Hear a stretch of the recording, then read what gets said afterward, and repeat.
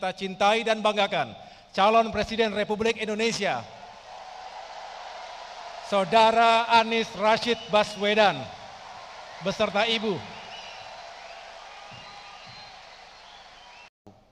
PKS pernah menjadi bagian penting dari pemerintahan Presiden SBY selama 10 tahun, dari 2004 hingga 2014. Tentu ada banyak pertemuan visi kebangsaan di antara kita yang menjadi bekal. Itu penghasilan tidak membaik, daya beli turun. Sedangkan kita tahu bahwa kesejahteraan ASN, TNI, Polri juga stagnan, tidak kemana-mana. Lapangan pekerjaan sulit, banyak yang sudah lulus kuliah tapi tidak mendapatkan pekerjaan. Assalamualaikum warahmatullahi wabarakatuh.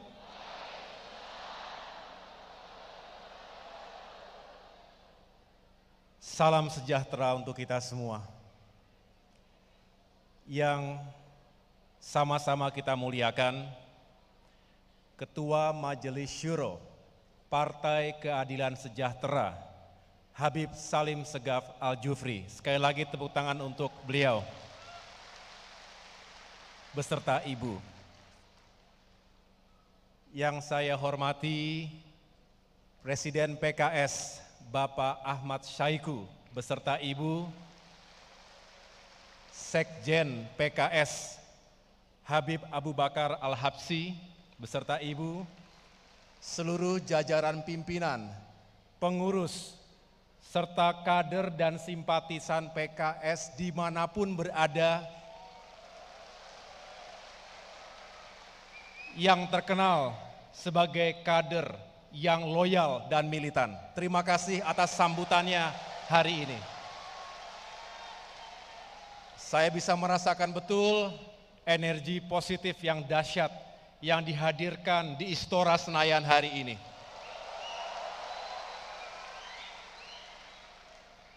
Yang saya hormati pula para tamu undangan, para tokoh yang juga telah berkenan hadir, tentunya terutama dari Partai Nasdem, Bapak Ahmad Ali sebagai Wakil Ketua Umum. Mohon maaf, tidak dapat saya sebutkan satu persatu, tidak mengurangi rasa hormat saya tentunya. Dan marilah Bapak Ibu sekalian, kita berikan tepuk tangan sekeras-kerasnya kepada yang kita cintai dan banggakan, calon Presiden Republik Indonesia, Saudara Anies Rashid Baswedan, beserta Ibu.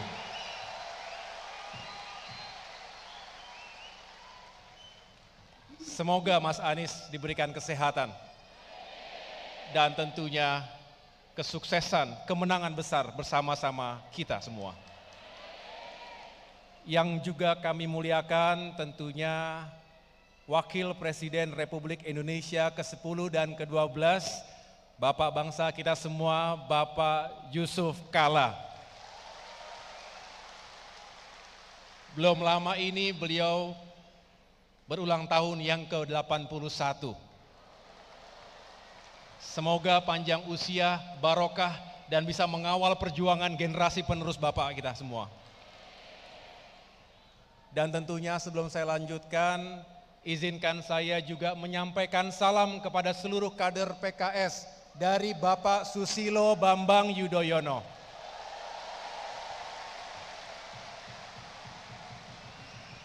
Mohon maaf, tidak bisa hadir secara langsung, saat ini beliau berada di Pacitan.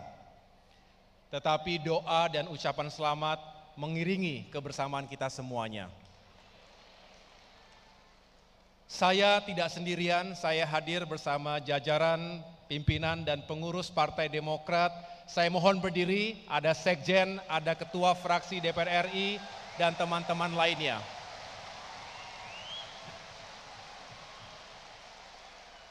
Mereka sehari-hari bersama saya, siap membantu perjuangan, bersinergi dan berkolaborasi dengan PKS dan tentunya dengan Nasdem.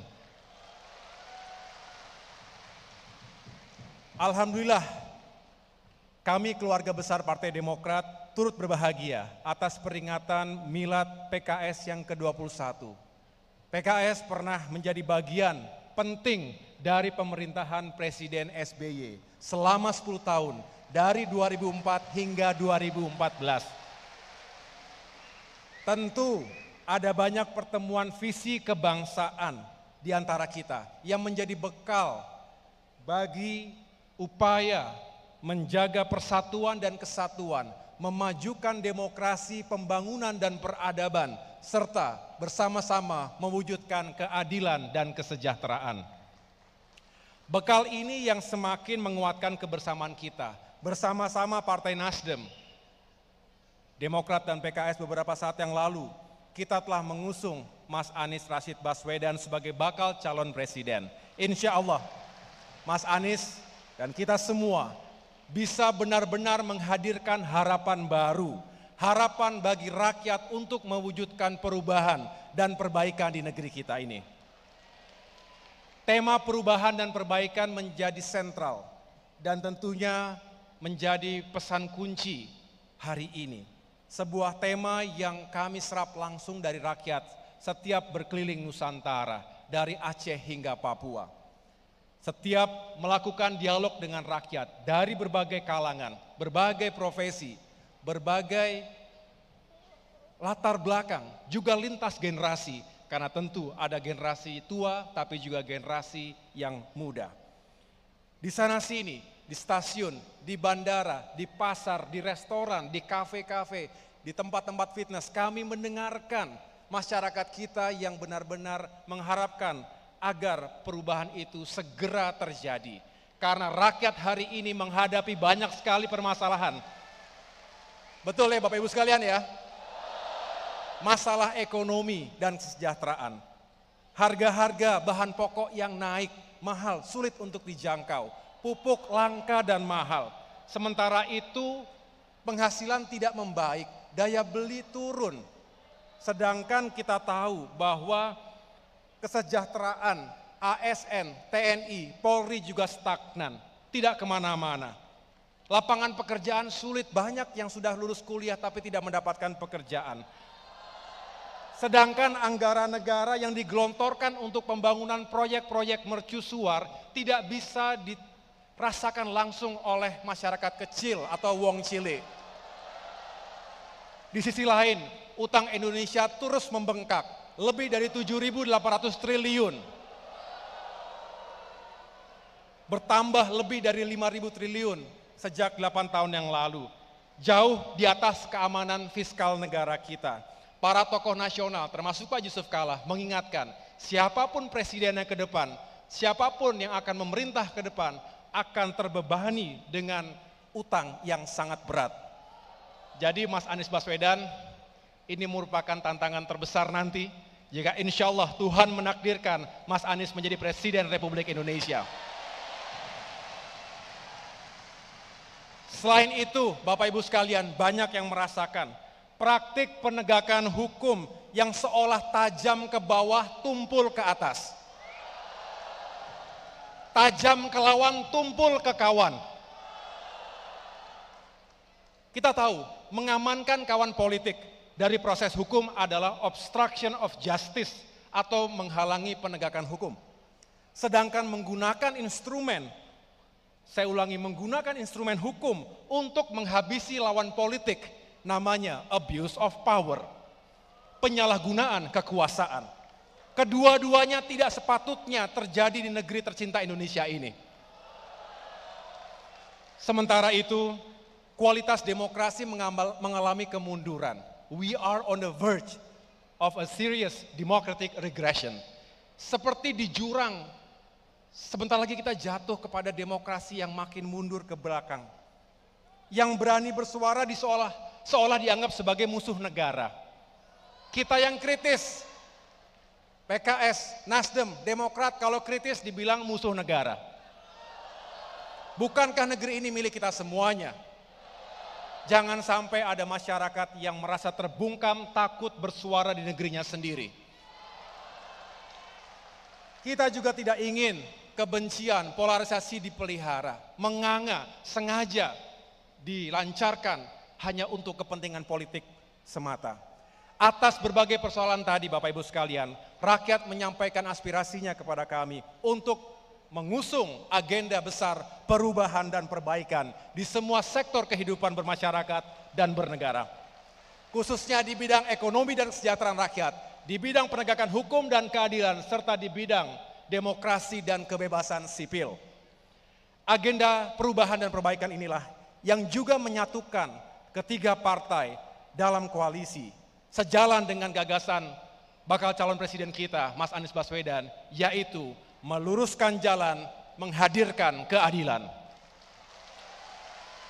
Untuk itu, kepada para sahabat sekalian, Demokrat tentu mengajak kita semua menghadirkan solusi yang efektif untuk perbaikan, terutama kebijakan ekonomi dan fiskal, yang tepat, yang adil, yang berorientasi pada peningkatan kesejahteraan rakyat.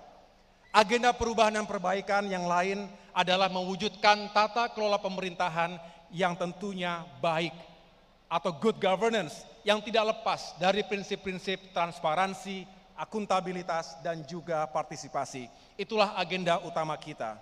Untuk mewujudkan good governance ini tentu dibutuhkan karakter dan kapasitas sumber daya manusia Indonesia yang unggul, yang produktif dan juga berkarakter. Hari ini adalah hari yang tepat, tanggal 20 Mei 2023, untuk kita kembali ke kitoh cita-cita kemerdekaan Indonesia, yaitu mencerdaskan kehidupan bangsa, utamanya generasi muda, generasi milenial, generasi Z yang jumlahnya semakin besar dari waktu ke waktu. Kita ingat momentum sejarah 20 Mei 1908 dan Reformasi Nasional 21 Mei 1998.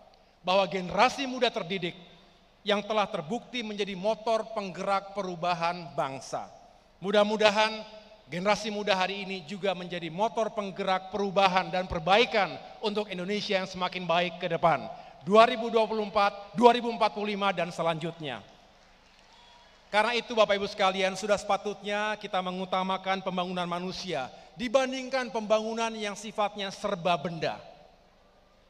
Pembangunan infrastruktur itu penting, dibutuhkan, tetapi jangan sampai menomor sekiankan pembangunan manusia.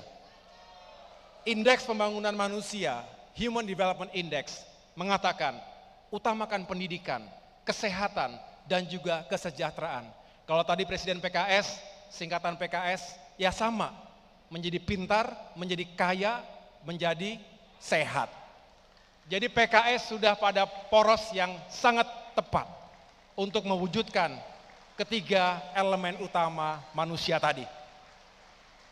Jadi kalau kita bisa meningkatkan SDM-nya, tentu kita bisa meningkatkan pembangunan yang lebih berkualitas lagi.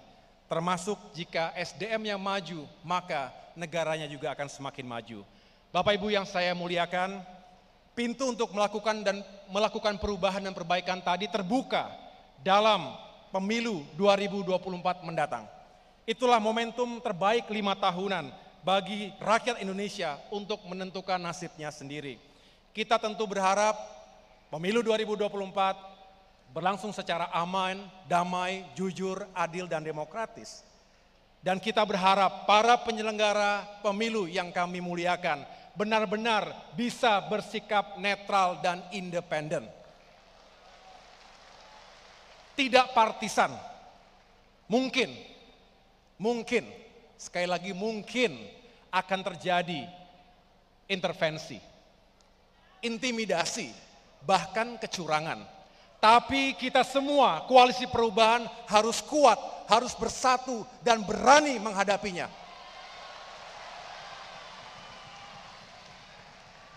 Who dares wins. Siapa yang berani akan menang. Tapi keberanian tidak lahir begitu saja. Keberanian lahir dari hati yang bersih, tulus, dan ikhlas. Oleh karena itu, kami hormat dan mengucapkan terima kasih kepada Ketua Majelis Syuro PKS, Habib Salim Segaf Al-Jufri, yang baru saja kemarin, mengingatkan kita semua bahwa segala keberhasilan itu terletak pada hati yang bersih. Berikhtiarlah dengan tulus dan ikhlas, berkompetisilah dengan sehat, dengan tetap mengutamakan persatuan dan keutuhan bangsa. Mudah-mudahan saya tidak salah mengutip kalimat bijak beliau pada sholat Jumat kemarin. Akhirnya, kami sekali lagi mengucapkan Dirgahayu PKS. Semoga di usianya yang ke-21 tahun ini, PKS semakin maju dan sukses. Mari bersama-sama kita gelorakan, kita bangkitkan energi perubahan dan perbaikan ini. Dan akhirnya saya ingin menutup dengan pantun. Karena tadi saya dibisik oleh Sespri, jangan sampai lupa pantunnya. Karena Presiden PKS itu ahli pantun.